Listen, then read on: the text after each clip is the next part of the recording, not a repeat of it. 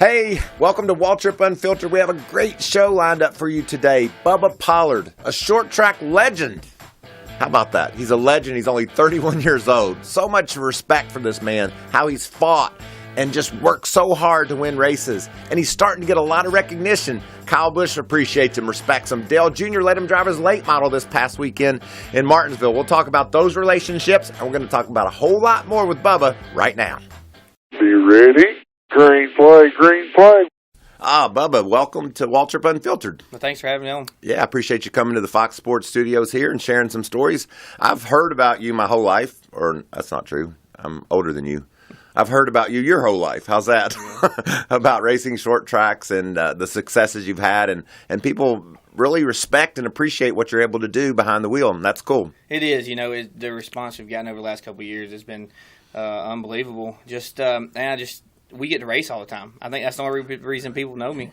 We just have the opportunity to race a lot and put our name out there more. And every time we win races, so it's been good for us. How many have you run? 30-some races this year already? We have. We run 32 races. So we got 4 or 5 left. Hopefully we can get some more victories. We got the Snowball Derby here at the end of the year. Yeah. That your brother won supposedly in 1977. So. It's a funny story, but let's hear. I want to hear it because I've always heard about. So the All-American 400, which you've won, the World Crown 300, the Snowball Derby. Those are legendary races, and my brother did win the Snowball Derby. What's the story? Well, it is funny because he won it in '77, but technically he didn't win it. It's funny. 2008, 9, 10. I drove for a guy named Ronnie Sanders. Yeah, and Ronnie actually was declared the winner. So I think your brother kept the trophy.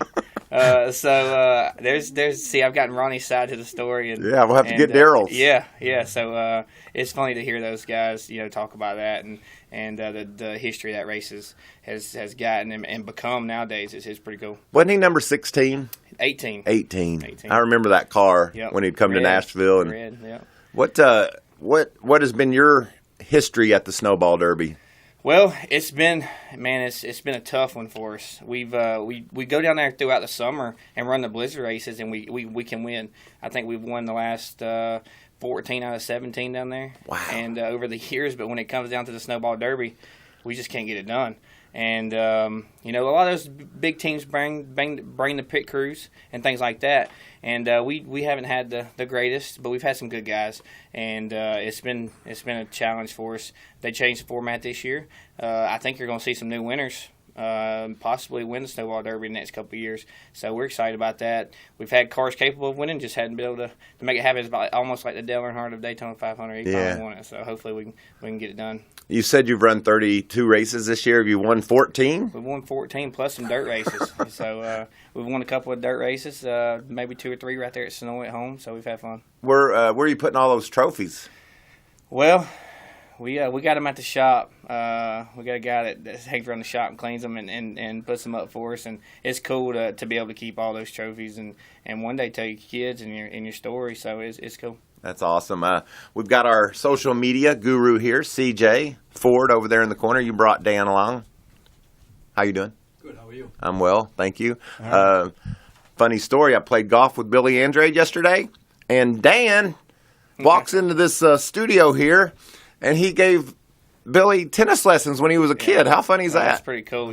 Dan's helped us out for the last couple of years, and I think he's a lot better tennis player than he is work on a race car. Well, you got to have some volunteer help to get up and down the road, right? Definitely.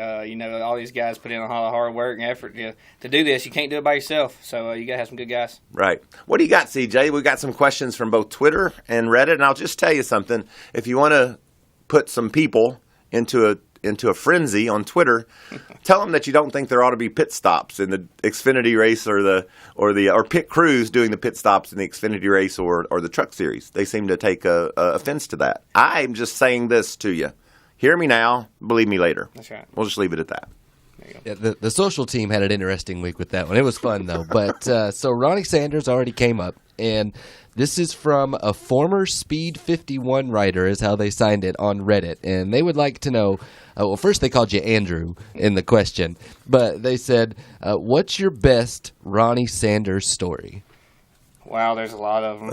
One of them would be that he won the Snowball Derby and Darrell didn't. Exactly. Man, so looking back, when I was younger, I started racing at what they call South Alabama, which is OP, which is in the middle of nowhere.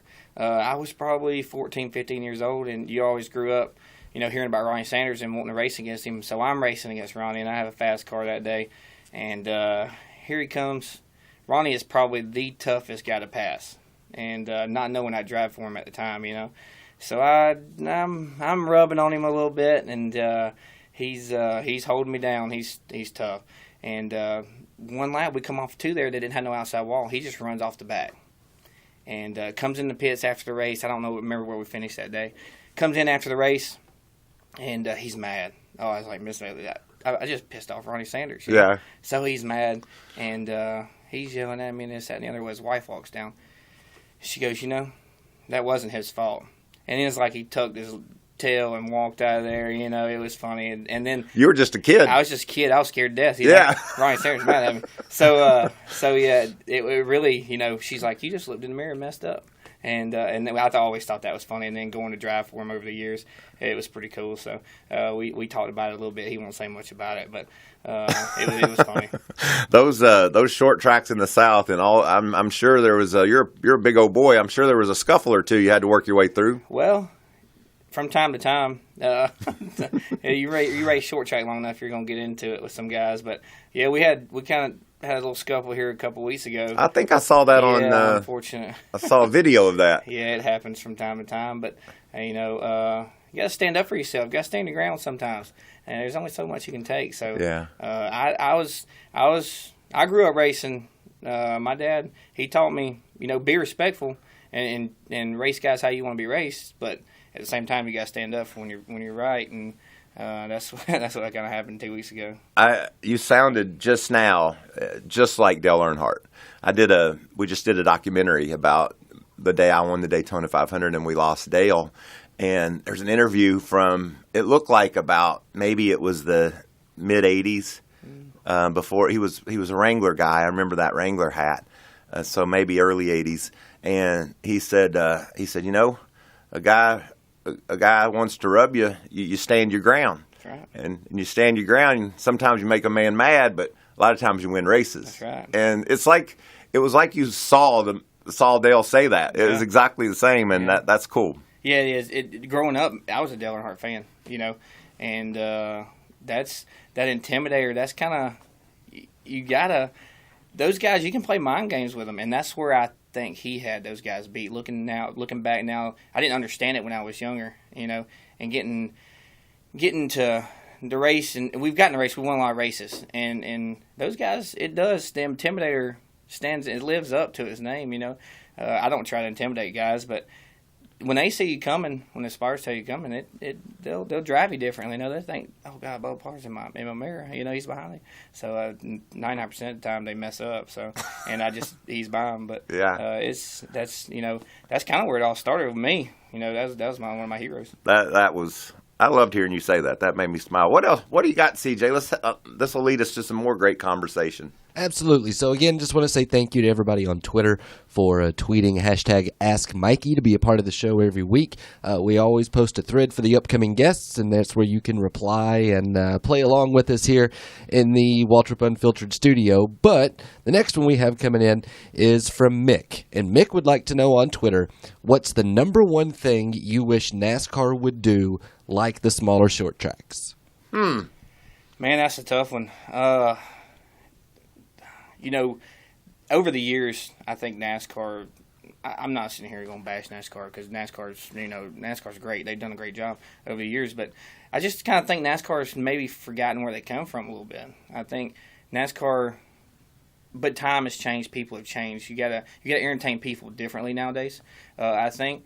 I wish they would get back more towards the short track routes. I think if you don't make it in that day, I know we all have sponsors and we want to race, but I think the time has come where, if you didn't qualify in, there's no provisionals. You got to race your way in through heat races or something like that. I think if you were to get the fans excited and shorten the races, run some heat races and things like that, it would make for a lot better racing. We got to get the fans involved and And we even got to make some changes on short track side of things, not just NASCAR, but short track's hurting a little bit too. So there's a lot of things that can go on. I think the good old boys, you got to forget, we're racing come from good old boys sport, I believe. So hopefully we can get back there one day. Well, NASCAR's always listening and wanting to know and looking, watching the short track, see what you guys are doing. And I know the format changed for the Martinsville race that you just ran over. Last year it was inversions and a lot of crashing and pushing and shoving going on. This year it was more of a straight up race, and I say that because you got to drive for Dale Jr. And what was that process like? It was, when I got the phone call, I was just amazed. You grew up thinking, that was your heroes when you grew up, and now getting the opportunity to race for them, it's amazing. Not only for me, but all my guys that's helped me along the way, and sponsors and things like that. That's big for me. That's going to the next level, to be able to drive a junior motorsports race car. And I'm sure you drove for them. That's pretty awesome, and it was a great experience. Hopefully we can do it again in the future. Dale Jr. is, a lot of people don't get to see. But he's a cool guy. Yeah. He's awesome. Yeah. And just talking on the phone, he called me the other day. The baby was crying in the background. I thought that was cool, because I got kids, and he didn't care. He's just talking. But it's amazing. It's neat. What was as a driver? Did you learn anything new or different, or were they basically doing the same thing you're doing? And how did the car perform, and what was the communication like? Well, they gave me a nice piece, to begin with. And just me and Josh, Josh has been very successful in late model stock world.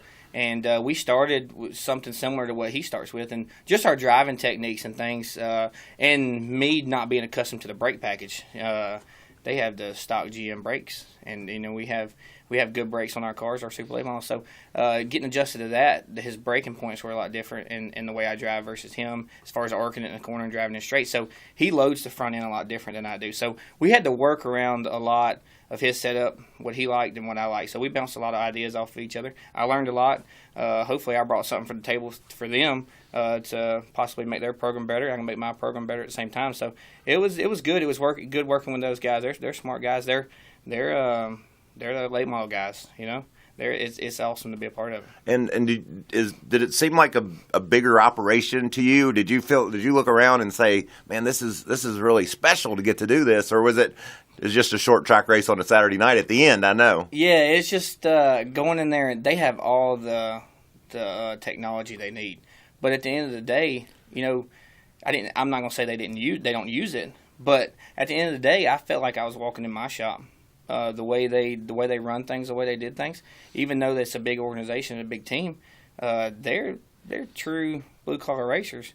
Josh and Brian over there, they've done a great job. So I felt right at home when I walked in. It was pretty cool. And I feel like that you learned, but I know Josh probably benefited from you being there as well. Yeah, we were able to bounce a lot of ideas off of each other. He said after the race, he kind of took some things what I learned from last year at the Martinsville race, which as far as I've never run on concrete. So that was the first time, I'd ran at Martinsville in the late model stock. So, the rubber, man, it took rubber, really fast. And it changed it built up, and it changed the balance of the race car tremendously. And last year I was able to run around it and move my way up toward the front. And he said, after the race, I listened to you say that the other day, and out there out front, which he had a car he could move around and play. We wasn't that lucky, but he could move around and change his line for the rubber, and he said he got faster. So I thought that was pretty cool. Did this is just racer wanting to know? Was it right around the curb, or could you move up and make some ground? Well, you could. You had to be careful. It was spotty. You had to pretty much run right around the curbing. But if you arced it in and changed your entrance, you could run through it and run out of it real quick. So it was mostly from the center off, and you could how you entered the corner determined how you could get off and run around that rubber, and it was tricky, but we were able to do it. CJ, I think there's a question on there about super late models versus late model stock. I want to know. I want to know that myself. And so let me run through my list here real quick and find it, because there was a good one that was submitted from Jay on Reddit. And they You would see like what he to did know. there? He started talking while he was looking. You know, that's just he's a professional. I was trying to cover it. You can see that. Jay wants to know the difference between a late model, a limited late model, and a super late model, and which you prefer to race and why.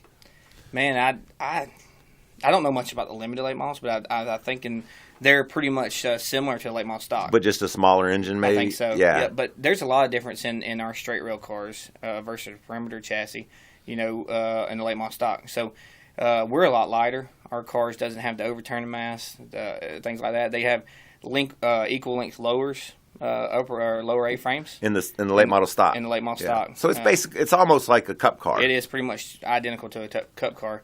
Their brake package is a lot different. They're just stock GM braking, so there's no brakes. It's tricky to keep the brakes under those things at Martinsville Yeah, I for bet. 200 laps. So that was a challenge. And then the steering box. We're not accustomed to the steering box. We have a rack and pinion. So there's a lot of difference. I'm used to 650 horsepower motors, and these have 500. So the weight difference stopping these cars and a lot of momentum. I struggled. My car felt good at Martinsville the other day, but I just couldn't get any momentum going. I was thinking, man, that Super's going to pull me out of the hole with all that horsepower, and it wasn't the case at all. So it took me a little while to get used to that. And but there's a lot of differences, but you really drive the cars the same once you drive it off your seat of your pants, So as far as getting the feel you wanted, they're all the same. And but it took some time to get used to. It's hard to run those cars once a year. Yeah. And jump in that thing. So we had a lot of fun. So I'm going to ask this too, because just racer guy wants to know: Did you find yourself with the less horsepower? You run some laps, you come in and feel like you're slow? No, I felt like I was slow. I was going nowhere. I was struggling, and they were like, "You are slow." Yeah, because it was different, right? And so that helped out a lot with the confidence and things. But they're like, "You're slow," but just getting the momentum up on that thing is tough, and you couldn't be the least little tight or kill the momentum any. And the super late models are a lot more forgiving. You can, if you mess up, you can make up for it because you got so much motor. And this is not the case at all. It takes you a lap or 2, 3 to get it back if you lose momentum. So it was tough. I went to. You ever raced at Shady Bowl? I've never been to Shady Bowl. I've always heard about it. It's crazy, first of all. But I went there and raced a 4-cylinder Toyota Corolla, I think. Oh, that'd be fun. It'd be awesome. And it was front wheel drive. Yeah. And I've never on a quarter-mile track or 3/8, whatever it is, ran nearly wide open, and that's what you do in them silly things. You'd go down in there and let off, and then just bury the gas because there wasn't any power, but the momentum and the speed through the corners was crazy. I remember when I was slow, by the way. I think it's because I'm fat, but I'm not sure. That's my problem. I was a couple 3-4 tenths off, and during the race, I learned that with that car, you drove it sideways, and I'm watching these guys up ahead of me running them sideways, and I'm thinking, my old ass is saying, if he hangs that out too much and catches that guy, he's going to go that way. That's right. And one of them went that way, right over some guy's hood, and I was like, I knew that was going to happen. But racing, no matter whether you're in what you're in, it comes down to just wanting to beat the other guys, no matter what you're driving. It is, man. It's competitive. I mean, me and Josh were teammates this weekend, but Josh wanted to outrun me. I wanted to outrun him, But it's competitive, man. I got that fire to win. I just whatever you may be driving, whatever it is. But I love to win. I want to win. As you get beat, you run second, you're the first loser. That's what I was taught. So it's tough losing, but you gain. Just when you lose like that, it just makes me want it more. So it's tough. No, not very many people have won half their races, and roughly that's where you're at in 2019. So, and tell me a little bit about I just know Bubba Pollard from the pavement racing. Tell me about your dirt tracking. Man, I tell you, dirt track, I wish I'd have started a lot sooner. I enjoy it, man. It's just so much pressure. Can you win? I win. I don't know if I can win all the time, but we get lucky. We have some fun right there at the house. We struggle going to other places, but when I'm off not traveling, I want to race. I love racing. My wife lets me do it. That's tough, but she wants us at home. But Yeah, she allows me to do it, but we got the dirt track a half mile from the house. It's just in the backyard. So we'll go over there, load it up 5, 6 o'clock in the afternoon, and go race. I mean, and have fun. But just you don't have to worry about the pressure or to perform. Just go over there, have fun, let loose. And the car, we ended up racing a Crate Late Mall, which is very. It's still the same type of car as a Super, just the engine package is a lot different. But yeah, we have fun. I wish I could do it every weekend. Really, it's a lot of fun. Well, when do you golf? I don't understand. Man, my golf game struggles. Usually when I want a Sunday evening off and have a few beers or something, we'll go out there and hang out. Usually I don't play once every couple of years.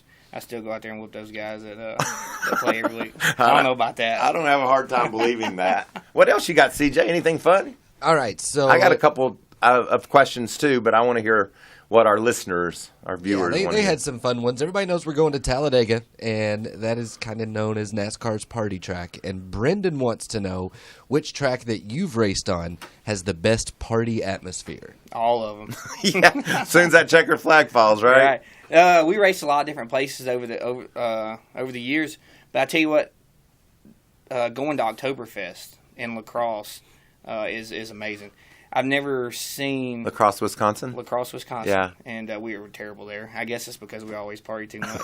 but we always go there, 4 or 5 nights and race. And when we get done, man, the fans come in. They have a pavilion building, and they'll have a band going there, and everyone hangs out, parties, and 1, 2, 3 o'clock in the morning, got to be at the racetrack 7 again. So it's tough, but that's where we have our fun at every year. That's cool. So it's fun. I went to Orange County Fair Speedway, where Stuart Friesen, the guy that owns his dirt team and his truck team, he owns that track. Okay. And if you ever want to go, I wouldn't recommend being a driver and do this, but if you ever want to go have fun, I went to their races a couple of weeks ago, and they've got a bar, like it's the grandstands, and behind the grandstands there's a big bar, and the fans are all crammed in there drinking and having a good time. And I thought, well, this is kind of fun. Went up in the grandstands, watched Stewart race those super, what are they called? Big block modifieds. Yep. Yeah. So watched them race the big block modifieds, and then when the race is over, I said, I guess we'll all go to that bar. It's there. And I was right. That's where everybody went. And so at about 2 a.m, I'm like, I'm old, so I said, it's time for me to go home. They said, no, we're going back here. So Stewart and a bunch of his buddies had their campers up on the hill, and I left there at 5 and got me an Uber, and they weren't done yet. Oh yeah. And I thought, these people are dedicated. That's how they are. Oktoberfest. Yeah. It's they got the Pink Flamingo. So we'll go to the barn out there for a little while, and then we'll go to Pink Flamingo, and that's usually where they knock in. I thought you were saying you were drinking Pink Flamingos. I'm like, that doesn't sound like Bubba Pollard to me. Not Bubba Pollard. What about the chance to race at the fairgrounds in Nashville? That's everybody loves that racetrack, and a lot of talk about maybe NASCAR going there. How much do you enjoy that city and that track particularly? Well, the city is awesome. I mean, that's another great place we go to have fun. And man, Nashville has got so much history there, and it's an amazing place. I hope one day they can pull this. The NASCAR can pull it through, and Marcus and everybody, and make this deal happen. It would be great for short track racing. I think it'd be good for NASCAR too. The plans that they have for the city there, the racetrack there, I think it'd be great. I think it would be the only thing we was talking about earlier. The only thing I wish they wouldn't do is pave it. I know they're going to have to pave it. It would be tough for us short track guys to go there because of the tire and blistering and it's so fast. But in our cars, but I know getting over 2 there. I don't know if you've been there in a while. It's real rough. Yeah. And they'd have to do something to the track, But it'd be cool. I hope to see that place, strive and move forward on it. And man, the Formosas have done a great job there saving that place because it could have easily been taken away the last couple of years. It's been a battle, too, it seems. They've and you need people like that to step up in short track racing to save these short tracks. So they've done a great job over there. I just love the fact that Sterling still races over there. Oh, it's awesome, man. Sterling walks around, and he don't say much. He just gets the job done, you know. Yeah. And he still wins. He won a couple weeks ago. I know his health's been pretty bad here lately, but Yeah. it's awesome to race with him and see his race cars and stuff. It's pretty cool. Well, this year, I guess everybody's talking about you, and you're getting the recognition that you deserve. Do you think that this could lead to a ride in a truck or an Xfinity car, or do you even think about that? Growing up, that was the goal, racing. But looking at things now, people ask me this all the time. Yeah, I bet. And I was looking for some original content. Sorry about that, but I'm curious. Yeah, and people say don't give up. Well, I haven't given up, but I'm comfortable and I'm okay with what I'm doing. I love what I'm doing. If the opportunity arose, would I take it? Possibly, yeah. Is NASCAR probably a fit for me? I don't know. I'm a different, but yes, I would do it. I'd like to race against those guys, and seeing Chase come up from what he has. I mean, Chase is probably one of my heroes. I mean, he's younger than I am. Yeah. But that guy is unbelievable. I don't think you've seen his real talent yet. Racing him, I think Bill brought him up the right way. I think nothing's been given to him. He's earned it. He's won races at where we have, and he's racing against us. But it's going back to me. I'm okay with doing. I'm happy with doing what I do. I do it with my family. We can go and have fun. But I would like to get the opportunity to run, 1 or 2 or 3 races a year, and just to see where I could do it. If I may not be able to do it, so and I'm okay with that. But if it don't happen, I'm fine. Well, Dale Jr. has that revolving car. Yeah. That he lets guys hop in. Has that conversation happened yet? No. Hopefully we can get to that point. It'd be cool to run like I would love to see it. So there's a lot of people. The fan base is crazy. I just think of myself as another racer. I mean, I'm just hard-working, go to the racetrack, race, win races, love racing.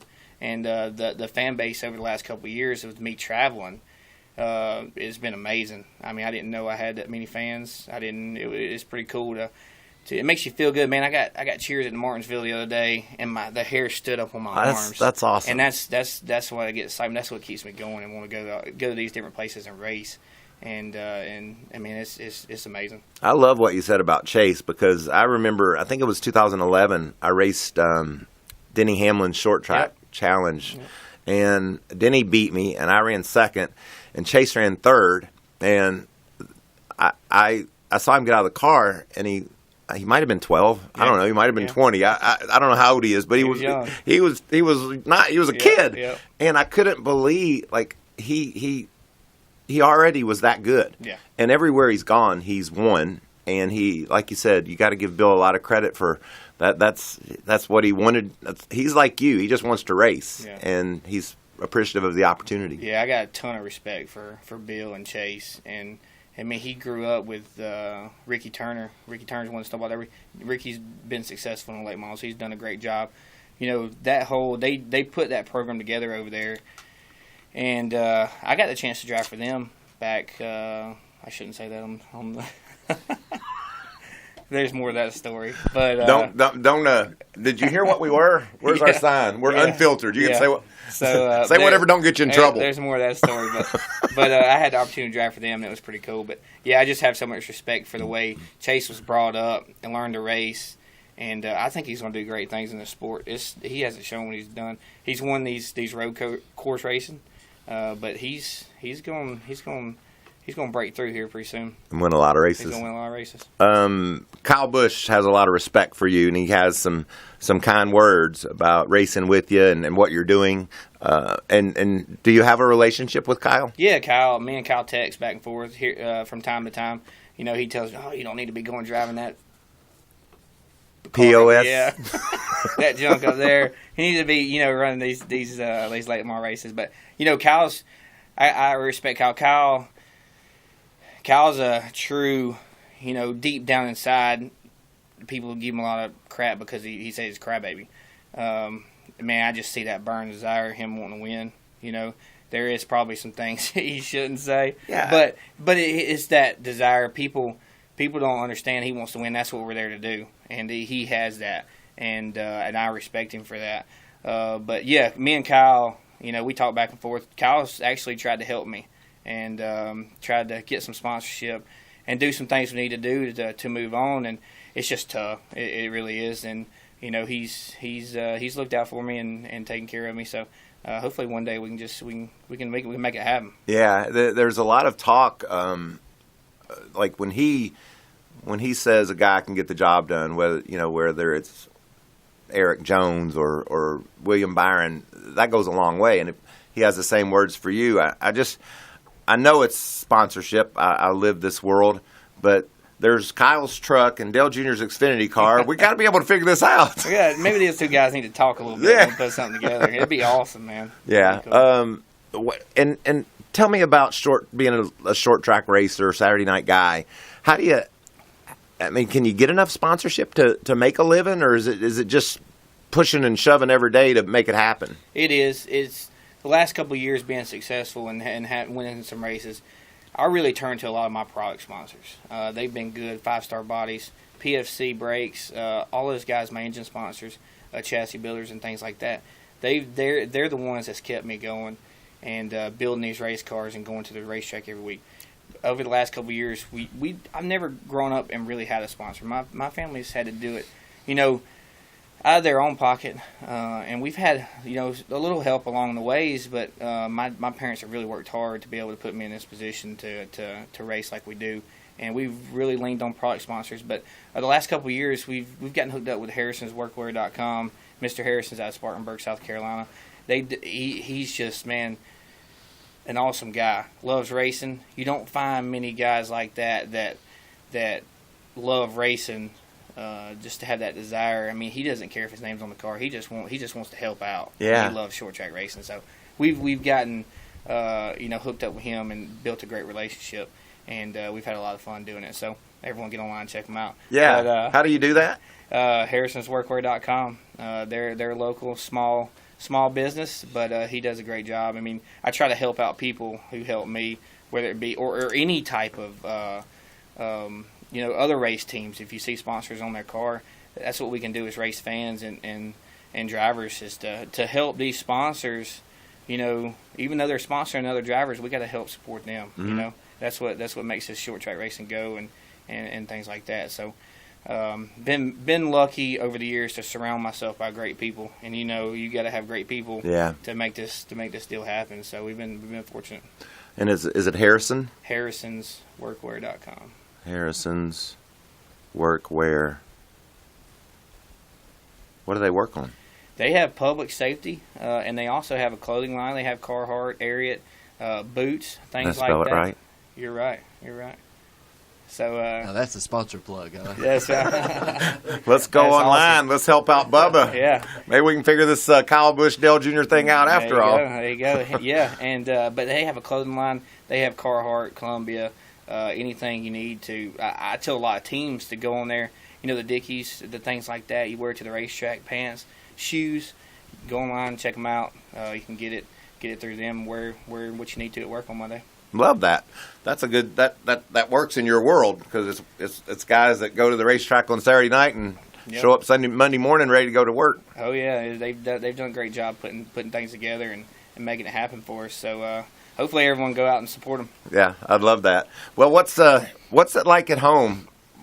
Are you there Monday, Tuesday? Like the family, everything good there? Family's great. I mean, you know, I say that's the reason I've won some races over the last couple of years. Just settling down and having a family, having a wife. It takes a special woman to live out these racing. It's tough on them, and to be gone. You know, some weeks. You know, last couple of weeks I haven't been at home at all. So it's been tough. It's been tough at home, and to have two little girls. Man, there's no. How old are they? I have a 3-year-old and a 3-month-old. Wow. And man, it's amazing. She got mad at Martinsville the other night, my oldest one. So we've taught her to, Daddy wins, we're going to go get our picture made. She wants to get her picture made. She thinks I win, you know. Well, you do. Hold up number one. That's what she wants to do at home, you know. So it's pretty cool to see her excited when we win. The other, she thought I won Martinsville, and she was my wife. They showed me videos and pictures. They were in the stands because she can't go in the pits, and she was mad because she thought I won, and she was wanting a picture made. Yeah, I want my picture made, and she had to explain it to her. But it's cool, man, to go to work during the day and come home and see your little girl excited to see you, man. Yes. It's amazing. So I have a great family, mom and dad, sister. My sister helps me. She spots for me, does my tires. Does she? Yep, and we taught her years ago the most important two people is the tire guy and the spotter. You know, so we taught her. You made her the tire guy. Made her the tire guy.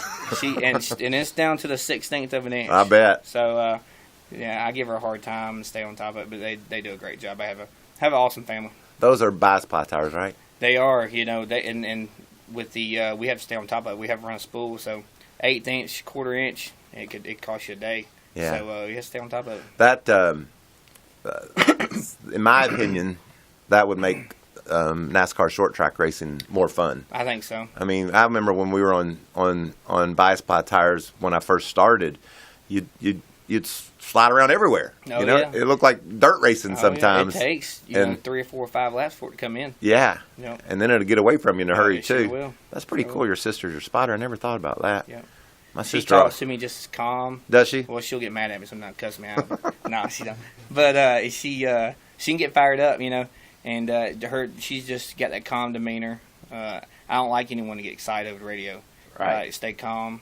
If anybody, it's going to be you, right? Yeah, I can get fired up for sure. About every week. But yeah, it's cool to have her on there. She knows what I like to listen to, like to hear. It's important to have somebody telling you what's going on and what you need to hear and what you don't need to hear. There's good information and bad information. So sometimes spotters can be our worst enemy. Getting us fired up and things. So it works out good. That's cool because y'all grew up. Your grandpa had a racetrack, and I guess did she ever want to drive? How did that work? Yeah, it didn't work out so well. No, we gave it opportunity. So when I started racing, I actually went straight. My dad always raced growing up at Sonoy. He always raced, and we grew I up raced Sonoya one year. I don't remember when it was. When was it dirt? So it was dirt probably from 69, 70 to 86, 87. So, and then they paved the place in 88, 89. Yeah, I must have raced when it was pavement, but I remember that name. I remember getting off Maybe the air. All Pro days? Was it All Pro? No, it was like me and Dale or down. Rusty or whomever Yeah. would get together, and we had a promoter, Bruce Patrum, who would take us to those tracks, and we'd run some. Yeah. That was a lot of fun getting to see different tracks. It was hot as hell. I remember that. It's hot. Yeah. It's hot. And so you and your sister grew up at the racetrack. Yeah, we grew up racing with my dad, running around the pits barefooted, and just my dad there. You know, I always showed interest in it, and he got me a legend car, and we raced legend cars for 4 or 5 years, and she'd get in it, and she didn't do so hot, but we told her she needed to stick to something else. So She couldn't keep up with you? She couldn't get it done, so we wasn't gonna spend the money not to get it done. But yeah, just growing up in legend cars, and then my dad went to racing late models while I was racing legend cars, and one day we were at the track, we were practicing, testing, and he said, "If you can run faster than I can, you can have it." And he ate his words that day, I guess. Is that right? So that was pretty much the end of it, and he let me have it. And I wasn't 13, 14 at the time, and he made me go around asking. We had to ask the track owner, the promoters, "Hey, can he run?" Because we were just running local there at Sonoy, and we went around to all the drivers and asked them if they were okay, and got the respect of those guys, and just kind of moved up and Nice. kept it going. So we've been racing late models for almost 20 years now. So How about that? that's what it's crazy to think we've been doing it that long. How many wins in 20 years? So the first couple of years I've struggled. I've gotten over, in the last 10 years, I know we went over 100. So they've been keeping up with it. But late model wins, I think it's like 150, 160. Holy cow. So, That's Dick Trickle, Mike Eddy, Bob Seneker. That's in that class. I don't know about that. Those guys, man. Growing up and hearing they got to race, man, I'd love to get to race in that era. Yeah. And speaking of Bob Seneker, you always heard about him growing up. Now I'm racing a Seneker race car, and Bob's nephew. That's a nice hat. You like that? Is that Seneca That's Race Cars? Seneca Race Cars. So, done a great job. But They still where are they? Michigan. Michigan, that's Yep. right. So, I get all those Michigan, They're all the Wisconsin. same up there. Yeah. All the northern guys, right? I get it all mixed up. Yeah. So, we run some trucks over in the last couple of years, like some pro trucks down at the house. We run some modifieds and the dirt cars and things like that. So we've got 200 plus wins, legend cars and everything like that. So we try to win as much as we can. Well, one of my good buddies, one of the racers that I respect and love a lot is Daniel Hamrick. We had him on the show a couple weeks ago. He won a big Legends race, and he said he got a third of the money, and he used it to buy cars and keep on racing. And I just wonder, you're a little bit older than Daniel. Did y'all's paths cross on the track? We did. I put Daniel in the class with Chase. The kid is. That's cool. Me too. Yeah, he's an awesome guy on and off the racetrack, and got a lot of respect for what he's done.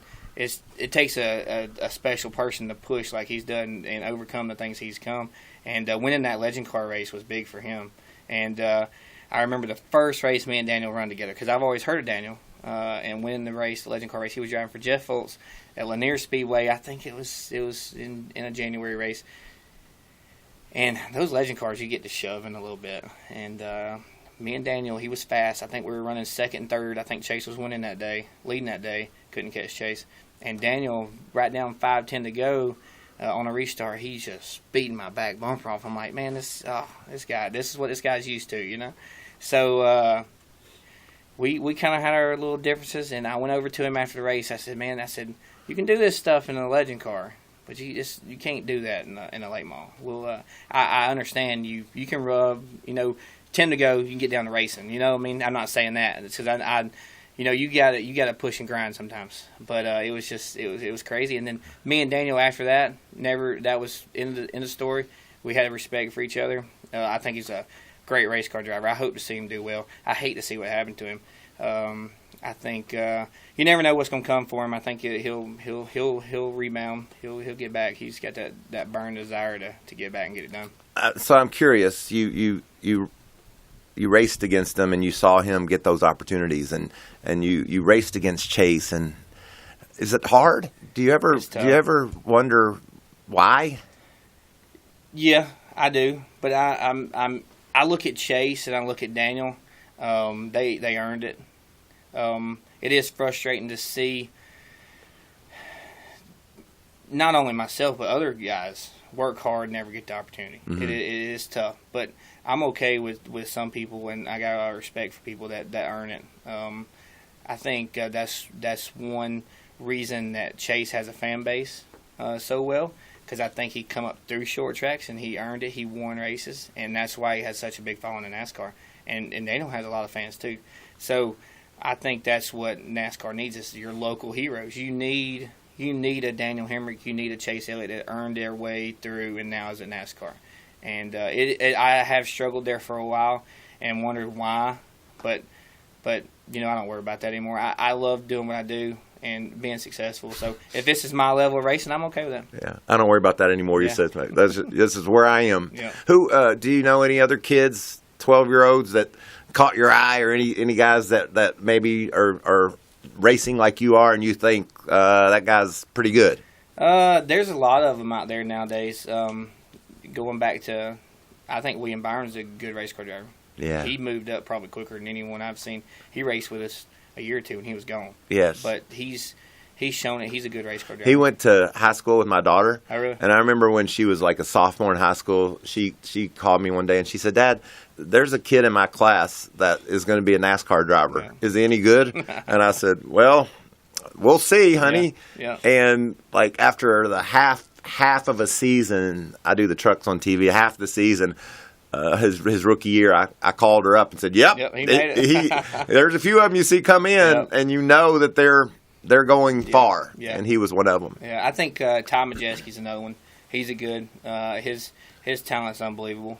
He's gotten some great opportunities with his crew chief at Toby Newman from the Wisconsin area, and the results show it. They won this weekend at Oktoberfest. They did? They did. Did Matt race? No, Matt didn't race. Johnny was there. I don't think Johnny did too well. I saw him putting his car together yeah. or taking it apart. I can't remember which. He's a mess, man. He'll come over to me. He's like, man, I don't know why this thing's terrible. But Johnny, he's fun. He's a great guy. He is. He's a good old racer. He just wants to race his truck and be done with it. That's it. But yeah, I think Ty's the next one. I think if he can get a shot. Didn't Matt move Ty out of the way to win at Slinger? He did. That was an awesome video. It was a great race. It was probably one of the. We fell out early that day. We got in a little incident, knocked left front off, and I got to watch the race, and that was a good race. But I raced with Eric Jones. Eric's another good one. Mm-hmm. There's a lot of guys out there that just need the opportunity, that breakthrough, and to get it done. So. Well, have you raced in Canada? We have. We won the Jacasa. Yeah, I didn't know how to say it, so I thought I'd get you to do it. Yeah, we raced the. I don't know how to do it either. we raced the short track nationals 2 years in a row and won. And man, they're doing an awesome job there. That track, they redid it, right? Wasn't it? Was that what it used to be? I can't remember what they used to call it. Y'all remember? Dan, add something. What you got? Was it Claremont? No. It was. I raced. I think I raced there once. I can't remember. Yeah. Ford, you got nothing. I got nothing. All right, we'll figure it out later. But yeah, it's they've repaid the place. Facility's awesome, and they're paying big money. Really? Canadian money. Man, those Canadians keep taking my money. They take. Let's see. Last year they took like $18,000 off your check. Yes. So the exchange there is terrible. So, but someone asked me a couple years ago, how do you fix NASCAR? I said, I think you just move it to Canada. Yeah. Those people love NASCAR. They do, I mean, the racing up there is the short track racing. When we go to Mosport, Canadian Tire Motorsports Park, it's just crazy how passionate those fans are about their racing. They have some great fans out there, and they are. We sell a lot of merchandise when we go up there and things, so it's cool. But it paid. Let's see, $50,000 year before, and then $75,000 this year. So wow, we've done. That'll buy some tires. Yeah, definitely. So why do you want me on the show? I mean, you've had all these celebrities and all these like Daniel Hamrick and William Byron. Yeah, I've had some great guys on, but I love a good story, and I want people to know. I want to get to know people better. So when I started this podcast, the big bonus that I've gotten is I actually talk to people. Mm-hmm. I'm a dude, we golf, we drink beer, we say, "Hey, how you doing? Good. Okay. How you doing?" Yeah. We don't dig into this, right. So be able just to meet you, and I might have met you before, but get to know you better, and let people at home know that there's grinders out there, and you have risen to a point where Dale Jr. calls you to drive his late model.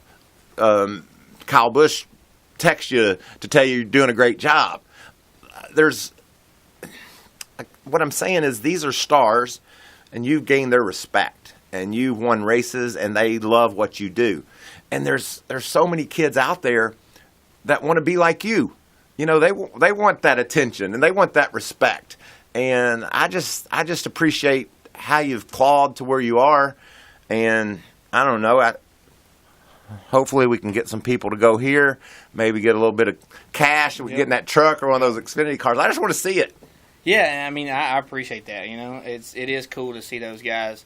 We've worked hard over the years to be successful, and it's taken a lot of time, money, and effort, and a lot of people to get to this point.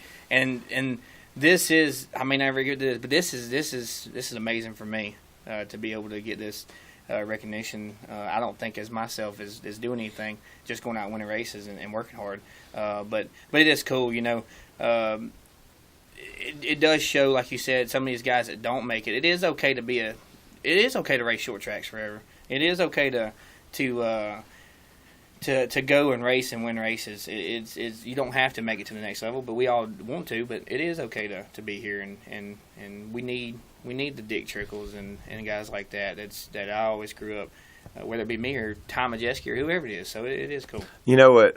When I was a kid, I remember Junior Johnson trying to hire my brother, and he's to get a good ride back in the day. Junior Johnson made this quote: "You need to be in your late 29s or early 30s." So I agree with that statement. Growing up and racing at a young age, I feel like some of these guys do it much earlier than I did, but I didn't feel like I was to my potential. I went and done the Gong Show back in 2005, and I was 18 years old. I was not ready by no means. I didn't need to be in that position. If I had to go back and do it now, I think I could do a lot better job. I have a better chance. But yeah, it's amazing to see what you've learned over the years. I don't feel like I've matured as a race car driver until my late 20s, early 30s. I feel like I'm just now kind of feel like I'm in my prime. So hopefully we can keep it going. Hopefully I ain't done. So yeah. We'll see. Where are you off to this weekend? This weekend we got the weekend off. Nice. So we're gonna take it and spend with the family. We got a couple more races. We got New Smyrna Southern Super Series race down there, and also we'll go to the Governor's Cup, which is in New Smyrna. We're gonna drive for David Rogers. I don't know if you know David. He's been sick a little bit here lately. Has he? He's a short track legend. I mean, down in the state of Florida and anywhere. So very fortunate, very lucky to get the opportunity to drive for them and TM Ranch. And we had the All-American 400 back at Nashville later this year, and then the Snowball Derby. So we got our Snowball Derby car ready this year, early, prepared, hopefully. And we're not thrashing last minute, so hopefully we can get it done this year. We're going to try. Well, man, I really appreciate you coming by. Thanks, and love chatting with you. Thank you. Good luck. And I'm going to need it. You, Kyle, Dale, Bubba, hopefully that works out. Man, I just enjoy that. It's so cool getting to know racers and know their stories and how they look at things and what's next for them. Bubba's a great story. He does a great job behind the wheel, and I just really appreciated the time I got to spend with them. Tell your friends about Waltrip Unfiltered. Tell them to go to their favorite podcast app and add us. You can search Waltrip Unfiltered. We come right up. You can also go to Fox Sports YouTube channel or Fox Sports NASCAR channel and see some of the episodes that we've already done and preview ones that are coming up. Thank you so much for listening. I look forward to talking to you again next week.